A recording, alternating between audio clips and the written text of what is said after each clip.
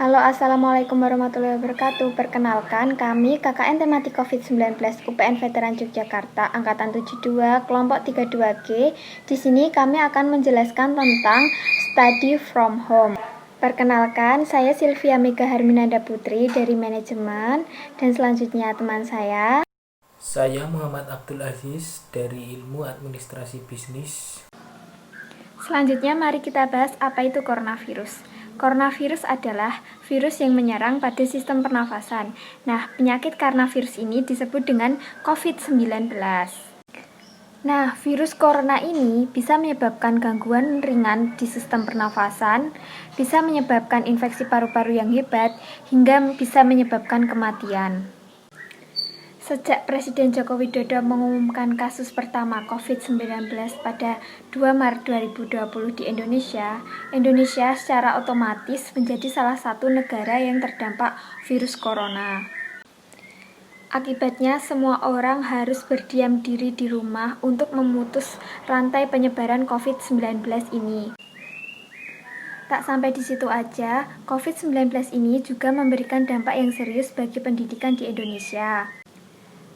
Nah, berikut ini ada beberapa kebijakan pemerintah di dunia pendidikan untuk menghadapi virus corona pada tahun 2020 ini. Nah, yang pertama ada pembelajaran daring untuk anak sekolah, yang kedua ada kuliah daring, yang ketiga ujian nasional 2020 ditiadakan, yang keempat pelaksanaan SBMPTN 2020 diundur, dan yang terakhir pelaksanaan SNMPTN masih dalam pengkajian. Nah, dengan adanya kebijakan-kebijakan tersebut, maka kuliah saat ini dilaksanakan dengan secara daring atau study from home. Nah, study from home ini memiliki beberapa kelebihan dan kekurangan. Nah, kelebihan dari study from home adalah komunikasi secara cepat dan mudah, tempat belajar yang fleksibel, dan dapat membuat siswa menjadi lebih aktif. Nah, kekurangan dari SFH ini adalah pembelajaran daring di Indonesia belum teruji sehingga pelaksanaannya belum efektif, kurangnya interaksi antara guru dan murid, dan kurangnya motivasi siswa untuk belajar. Selanjutnya saya akan menjelaskan tentang tips membuat suasana belajar yang menyenangkan. Yang pertama, sediakan ruang belajar yang nyaman. Ruang belajar yang nyaman dapat membuat mood belajar kita menjadi lebih baik, sehingga kita dapat belajar dengan nyaman dan tenang. Yang kedua, siapkan alat-alat yang dapat menunjang pembelajaran kita. Yang ketiga, pastikan koneksi internet kalian lancar. Dengan metode daring saat ini, koneksi internet sangat dibutuhkan untuk kelancaran pembelajaran kalian. Yang keempat, sediakan camilan untuk menemani kegiatan belajar kalian. Yang kelima, jauhkan benda-benda yang dapat membuat kalian kurang fokus dalam belajar.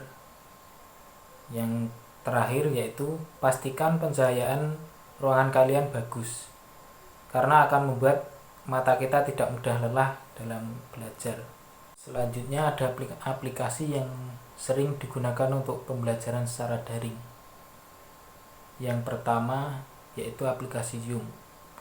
Aplikasi ini sangat menarik karena fitur-fiturnya yang sangat mudah dimengerti. Yang kedua, WhatsApp Group. Mungkin ini yang paling sering digunakan untuk pembelajaran secara daring sekarang ini, karena mengingat semua orang sudah tidak asing lagi dengan aplikasi WhatsApp yang dapat digunakan oleh berbagai kalangan usia. Ketiga, aplikasi Google Classroom. Ini juga sudah tidak asing lagi di telinga kita.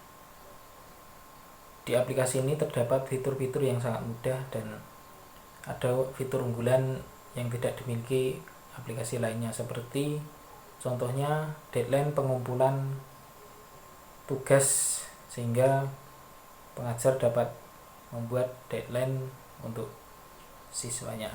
Nah, yang terakhir yaitu aplikasi Google Meet. Aplikasi ini sangat dapat menunjang pembelajaran kita, karena dengan aplikasi ini kita dapat bertatap muka secara daring dengan pengajar maupun teman kita untuk berdiskusi tentang pelajaran yang kita pelajari. Sekian materi yang dapat kami sampaikan dalam video ini. Ada kurang dan lebihnya mohon dimaafkan. Wassalamualaikum warahmatullahi wabarakatuh. Jangan lupa like, komen, dan subscribe channel kita.